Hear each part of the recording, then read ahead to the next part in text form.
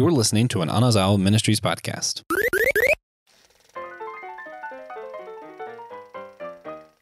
What happens when Norman Bates comes back home?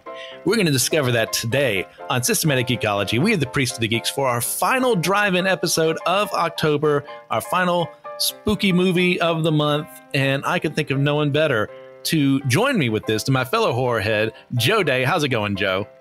What's up, everybody? And before we get started, it is of the utmost importance to say, what's up, you geeks? I missed you guys. I'm glad to be here for spooky season, to be able to talk about, so early hot take. Okay. I'm excited to talk about what is quite possibly the single most underrated sequel in horror movies. Hot take? I kind of agree. Yeah. We'll get there. But, what are we discussing today, listeners? Well, if you didn't look at the description, we're doing Psycho 2. Now, a monumental task to make a sequel to one of the pinnacles of film history. Like, you have people studying all over the years, like praise, even people who don't like horror or thrillers will say they watch Psycho and they enjoy it more than likely. So, Joe, it is 1983, I think, when this releases. We just left the drive-in, for the first time. What are your first thoughts or your first reactions? So I have never seen a character actor like Anthony Perkins, A, before in general, but B, be able to meld the worlds of sympathetic victim and psychotic killer all together simultaneously. Yeah, he is not Michael Myers. He's not Jason Voorhees. He's not goodness gracious, Texas Chainsaw Massacre, Leatherface. This is someone dealing with immense mental trauma, and there is hope in this movie that there may be a way he can get past some of it. Yeah. Only for it to be snatched away. And we'll get to that in a moment. Yeah, I completely agree.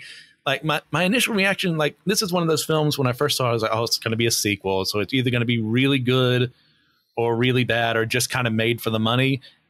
This one feels very true to the characterization of the original film, with, Norman's psyche being all over the place and trying to be better in a town that doesn't like him for very obvious and good reasons. And people wanting revenge for very obvious and good reasons, but then using that revenge poorly. I'm in love with this film, and I rewatched it last night, and gotta say, all for it. Yeah. So go ahead. So I was reminded of this movie a couple of years ago. My wife and I saw this when I was a kid originally. I watched through the whole Psycho series. But my wife and I were going through for our 31 and 31 that year. We were doing the classics. And so we watched Psycho 1, and then she saw that there were sequels, and she's like, why don't we go through the sequels? I'm like, okay, cool. And she fell in love with this movie. That this movie was one that really stuck out to her. And I was reminded of just how brilliant this movie is. And I too watched it again last night. And, I am a big fan of, at this point, when you are going through the cinematic experience and you are sitting back and watching these movies from yesteryear, you can see how these beats influenced movies to come after them. And you take a movie like Psycho, it created so much for the horror movie genre. And famously, Anthony Perkins didn't want anything to do with the franchise afterwards because he didn't want to be typecasted. He was introductory to be like Hollywood's leading man sort of thing, and he wanted to do more serious roles and things like that. And so a good chunk of time passed between this movie, between the first movie and this movie, and you ask yourself, this tentpole movie of Psycho how do you follow that up? Well, by diving exactly into the character portion of it. And that is exactly what this movie and its actors do so brilliantly. Oh, very much so. Now, when it comes to this movie, you've gone over a little bit. Like, what is your relationship with like Psycho as a franchise? You mentioned you saw this as a kid. Yeah. So I was introduced pretty early on to Hitchcock, and we had old recordings of Alfred Hitchcock Presents. And so I would see those, and then growing up a horror fan, I would see a lot of his movies in the horror section of the local video rental store. And so I rented, the first one I saw was I saw Psycho first, and then I saw The Birds. Yeah. Okay. And so those were kind of foundational for me in a lot of regards. And that was, I didn't have the lyrics for it then, but what I appreciated about them was the fact that they told a story more than just kills per minute. You know what I mean? Because these movies are tame in comparison to today's standards. But back in the day, these were controversial. These really pushed the envelope in a lot of regards. Yeah, very much so. I first saw Psycho when I was in high school. That was when I was starting to get to that point of, okay, I've got to like mature a little bit. I've got to be able to watch things that people consider to be scary. Because I've shared before, I'm not really, when I was younger, I was very much a little weenie. I couldn't take anything. I didn't want anything like that. So as I was starting reading horror novels like Stephen King and then watching movies, I actually had a film class in high school, and we covered, no, we didn't cover anything. I actually watched The Birds, which, hot take for me, I'm not big on The Birds, but it's been a while since I've seen it. So maybe my thoughts will change. Who knows? But like, then I watched the rest of Hitchcock's stuff like Vertigo, Shadow of a Doubt, and then got to Psycho. And it's like, man, this is like cinema. Yeah. In its purest form. And I love it. But what about Psycho 2? Like, what do we love? What is something we don't like about the movie, or if there's anything at all? So honestly, I struggle to find aspects of this movie that I don't like. There are some spots where, like, could certain things have been fleshed out a little more? Sure, things like that. But this movie takes the character of Norman, who is seemingly a lost cause at the end of Psycho 1, and reintroduces him and asks the question, what happens when you bring this character back to this house?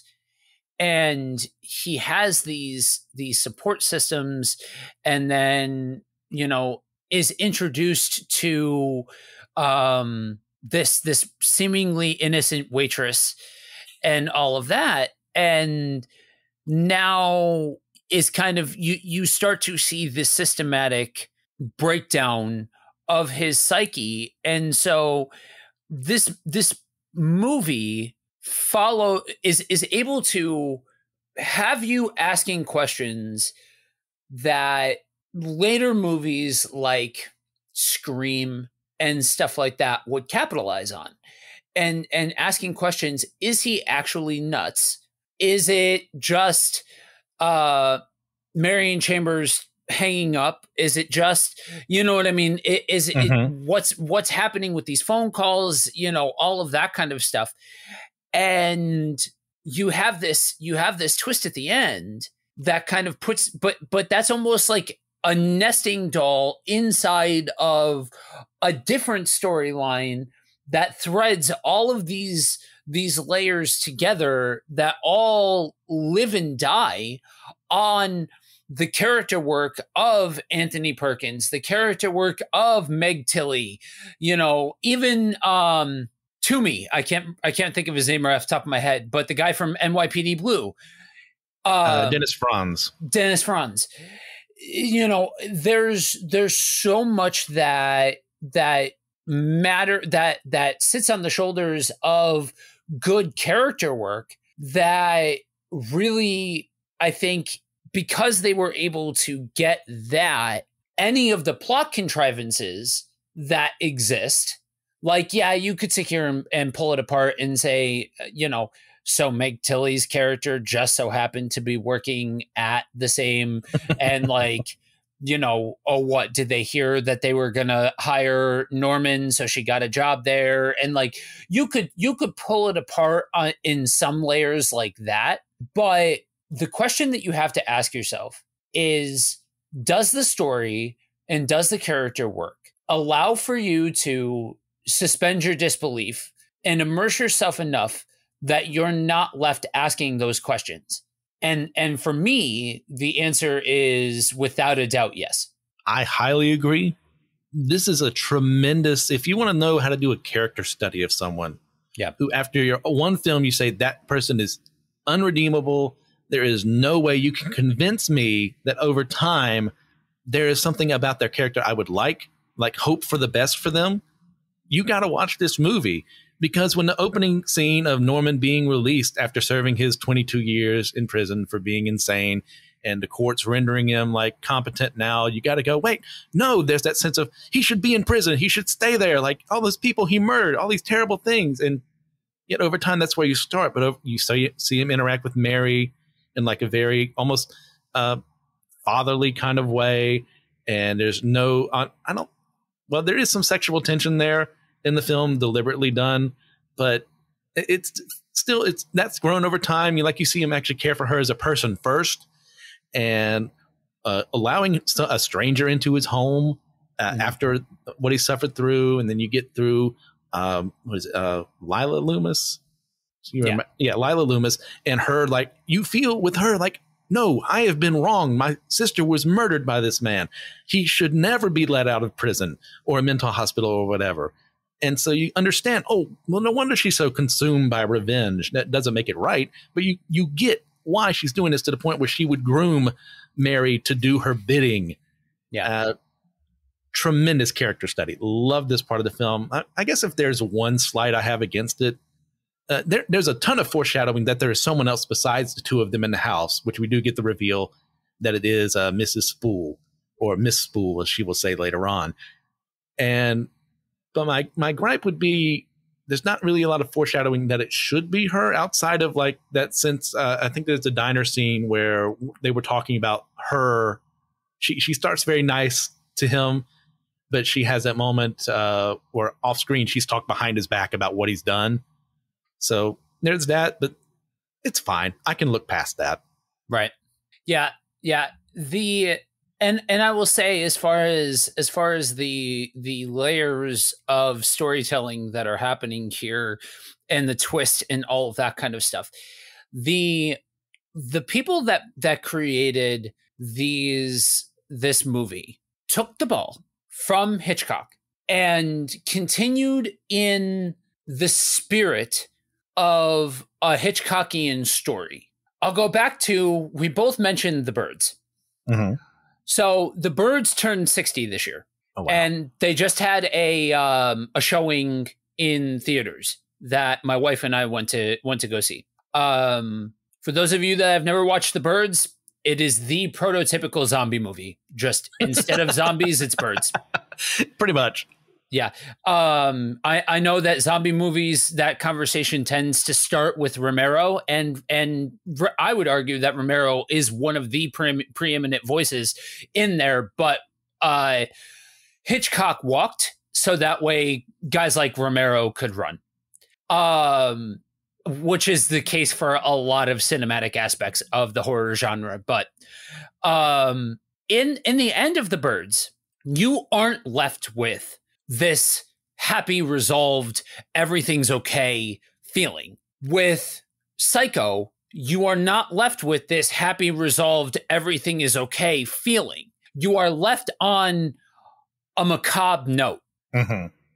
And that is what these guys took and ran forward with that we didn't have a whole buttoned up story by the end of this thing, because by the end of this thing, the story of Norman Bates continues to be one of tragedy.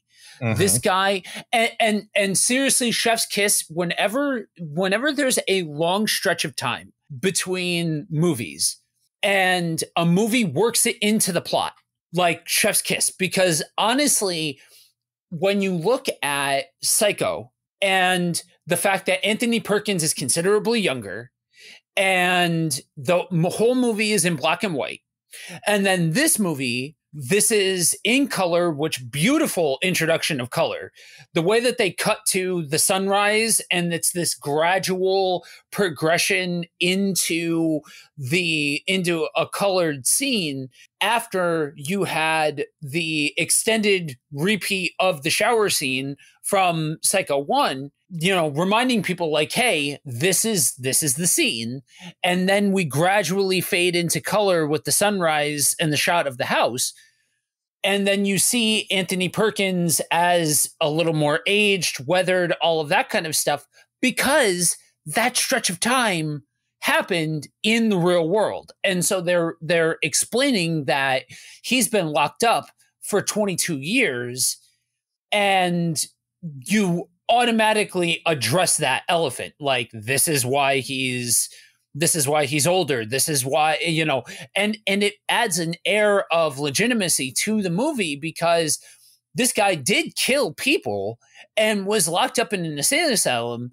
And so now that has already been set, and now we can move forward with these character beats. And there was something you said there that sparked the memory of the final scene of Psycho, in that, wouldn't even hurt a fly. Like, you think, oh, he's pretending to be reformed this whole time, because that's established at the end of Psycho. That's his plan. So there's that dread in your mind this whole time. He's just faking. He's just faking. Is he faking? Right. Is he legitimate? Has he actually been somewhat cured? Or like, has he learned how to repress these things? And that's one of the things the film does brilliantly, because if you've seen the original film, which you really should, if you're going to watch Psycho 2, you're going to go, when's he going to snap? When's he going to snap? No. Oh, there's hope for him. And then, unfortunately, at the end, there is the snap when everything just falls to pieces and he ends up back in his old ways. So I really enjoy how they do that. You have anything else you want to say about that before we move on? Yeah, I mean, this is one of those stories that it's in these kinds of movies.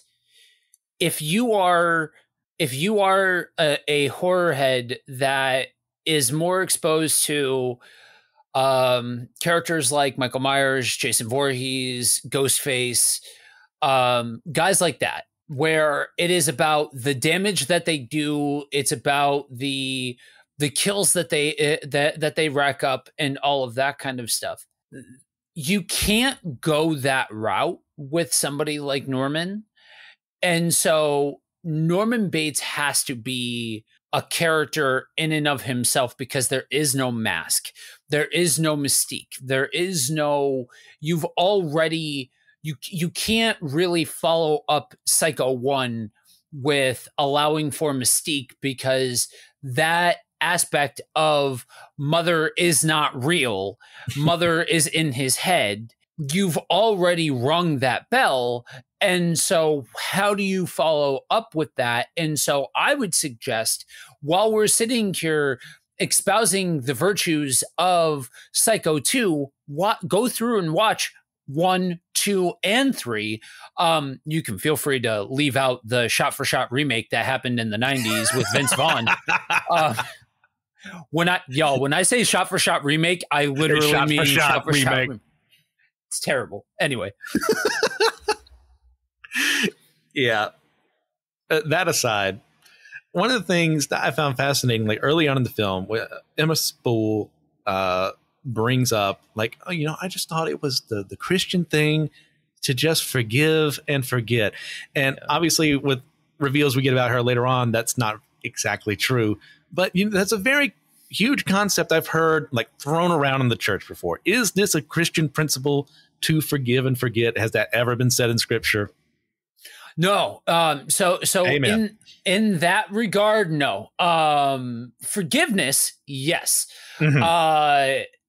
The reality is that, you know, in the era that this was made, and I would say it does still continue into today. However, we have smartened up a little bit as far as mental health, relationship health, all of those kinds of things. There is more openly available information for people to be able to share stories and information, and like, hey, this actually isn't a healthy relationship tactic and all of that kind of stuff. So the whole dynamic is benefited from the modern context. However, back in this period of time, that was something that was espoused from the pulpit. But there's obviously a difference between espoused from the pulpit and biblically accurate, which Yes. is a conversation unto itself. But yeah, this idea of it being the Christian thing to do to forgive and forget is dangerous, because yes, we forgive. That's for as much as it is for the other thing, for as much as it is for the other person, that's also a relief for your own soul to be able to forgive. However, sometimes when we are navigating relationships, or we're navigating people, we are presented with situations or people where we need to keep in mind what that person has done or is capable of, as a matter of safety, as a matter of proper navigation, things like that. And there is a line, though, between knowing, okay, this person, I need to have boundaries with this person, or, oh, hey, I need to separate myself from this person, or something along those lines, and harboring ill will, or, you know, negative thoughts, or saying things like that towards that person. Absolutely. It's one of those things. It comes from a good place, in that sense of wanting there to be peace, wanting there to, you know, let bygones be bygones. But if we take it to that ultra extreme of forgive and forget, we're going to put ourselves in a lot of harm, because there are going to be people who take advantage of that kindness, of that forgiveness, to say, oh, well, I duped these people before, I'm going to do it again. They're just going to forgive me again. And you keep falling for that trap, thinking things are going to be different. Well, what's the definition of insanity? You know, trying something and expecting different results. Like, you can't do that, not only for yourself, but for the good of the people around you. Because if you bring out that view of forgive and forget, then they're going to practice it too, and people are going to take advantage of them. And suddenly you started this net of people who are being taken advantage of, versus someone who should be, like, Jesus calls us to be innocent as doves and like shrewd as serpents, I think is the verse. And that's part of being shrewd, is knowing this person has hurt me. I'm not going to hold it over them that they hurt me. I'm going to legitimately forgive them. But I have this expectation in my mind, it can happen again. And I'm going to prepare myself for it. Once again, not to like ostracize them and say I'm better than them because I'm morally superior, but because I know it can happen, because they've already proven they can do it. Right. Yeah. Whether we like it or not, as human beings, conflict and disagreement and poor execution on a relationship leaves scars. One of the challenges, I'll put my pastoral hat on for a second and say, as a pastor, one of the hardest things to establish was teaching other folks and being able to counsel other folks on navigating tumultuous relationships, because that wasn't something that I was raised with, was proper like relational skills and all of that. And I don't think it's any heavily guarded secret that in the past, I haven't always handled that well.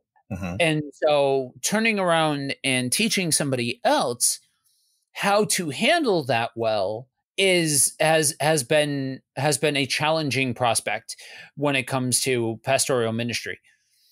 That being said, though, the guidance and leading of the Holy Spirit in my life has brought me to the point where, yeah, I still am human. I still will have my moments of struggling with remembering what a person did, or struggling with this idea of I have been burnt enough times that I no longer want to touch the hot thing in a relational context, but remembering the image bearer of it all.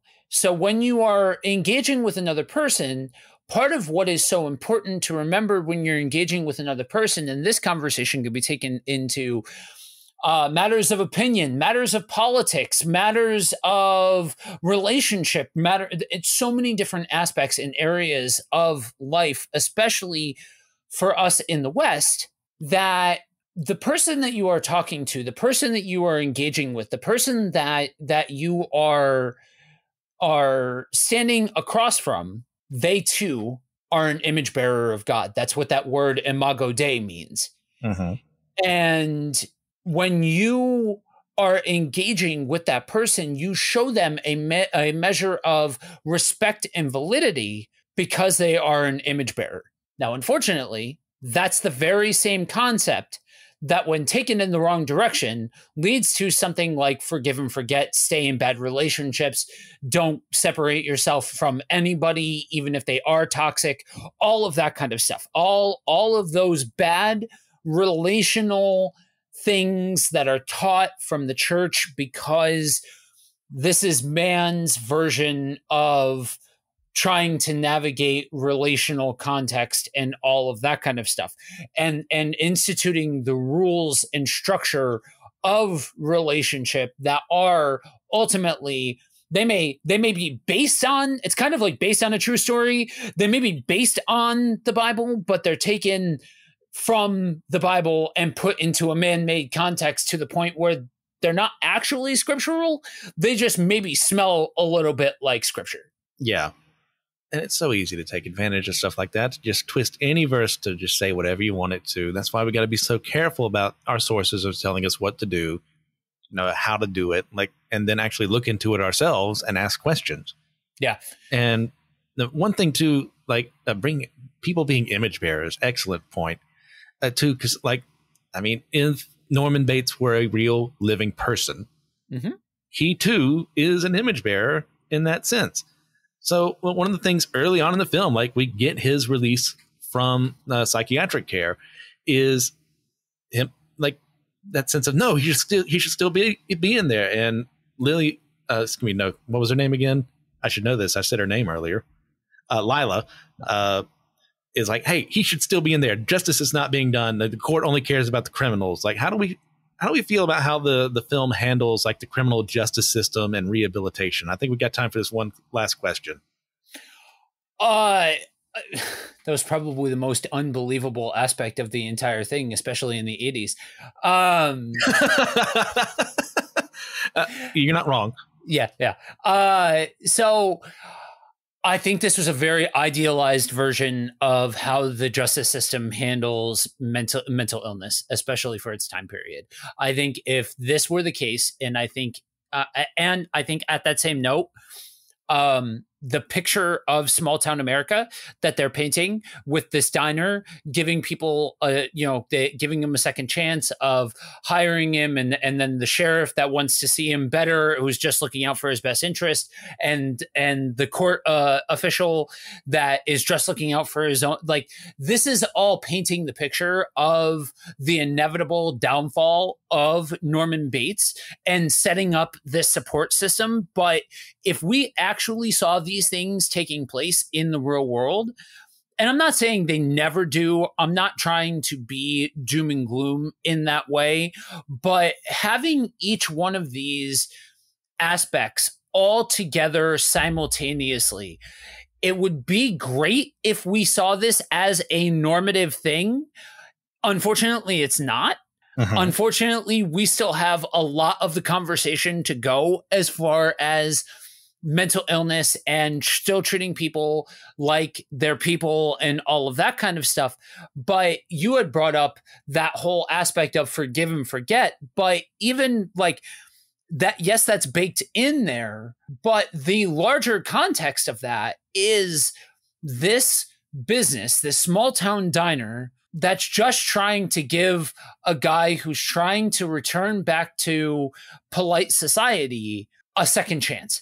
And that, I think, is a really good, like, that is a positive thing, even if there are problematic beats in the midst of the whole thing. You know what I mean? Yeah.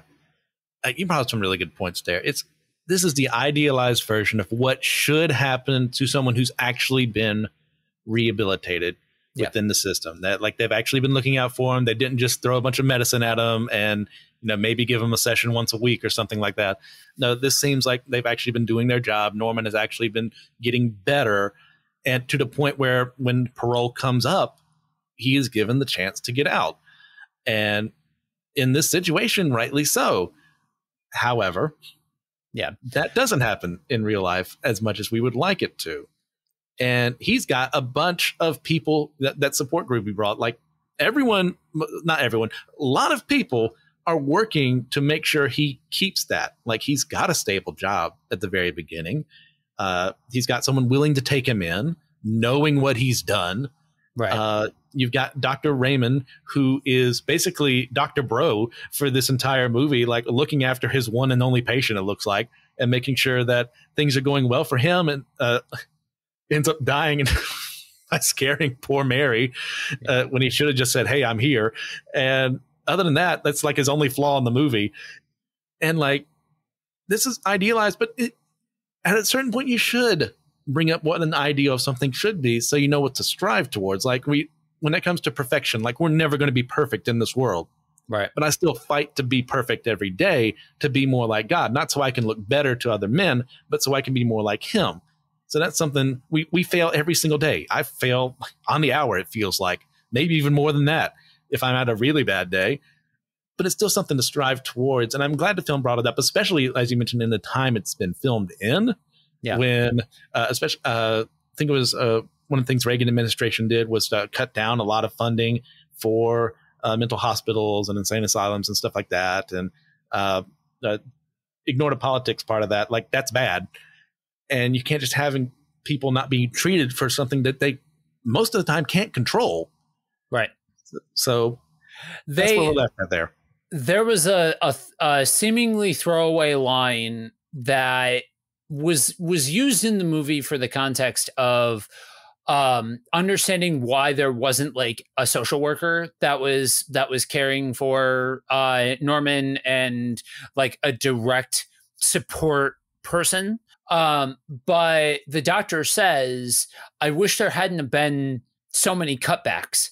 That was a comment on what had happened in the real world about cutbacks to mental health programs and all of that kind of stuff. And before the reality is, systematically, when talking about a movie like this that does center around somebody who struggles with mental health, that does center around somebody who is released from mental health care, that's centered around these different topics and things like that, this is one of those that extends beyond commenting on one political aspect or another political aspect, because systematically every single side of the conversation has failed epically when trying to navigate what to do with folks that need to be taken out of regular society and all of that, and how to treat somebody who suffers from mental illness and all of that kind of stuff. And there's a lot to looking back through the history books of what mental health facilities looked like over the years, and the realities of some just the funding being cut and them just being put out on the street and all of that kind of stuff. Like there's a lot to that is a human thing, not a political thing. Yeah. I'd love to talk more, but we are kind of short for time. Like we didn't even get to the part where like Norman is based on Ed Gein, or how this is very different from the original novels written by Robert Bloch. But you know what? That's how it is. We could easily talk about this more. If you want us to talk about other stuff like this, let us know. But Joe, out of 10, how do you rate this movie? Easily a 9. Okay, that's fair. I'm about a 9.95, depending on how I feel right now. Like after last night, I'm probably more 9.5, but in that area. Yeah. All right. Last question. Very broad question, so I can answer this first because I know my answer since I've had time to prepare. What is your favorite sequel of all time? And I will let you know, my easy answer is also my favorite film of all time. I'm still a child. It's Return of the Jedi. It makes me feel good. It makes me feel hope. It makes me love Star Wars. Return of the Jedi. How about you? Oh, that is very, very difficult. A very broad question. It is a very broad question.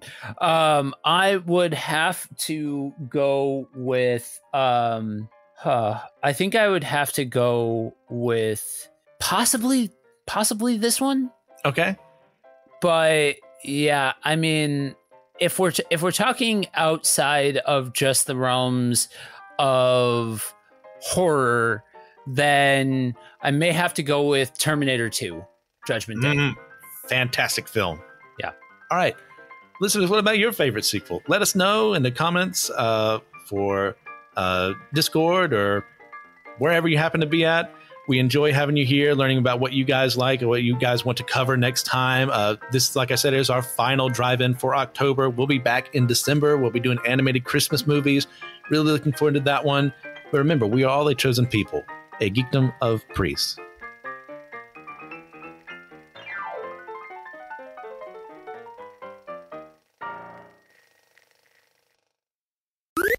This was an Anazao Ministries podcast. If you enjoyed this show and would like to learn more about our network, be sure to check out the Anazao Ministries Podcast Network.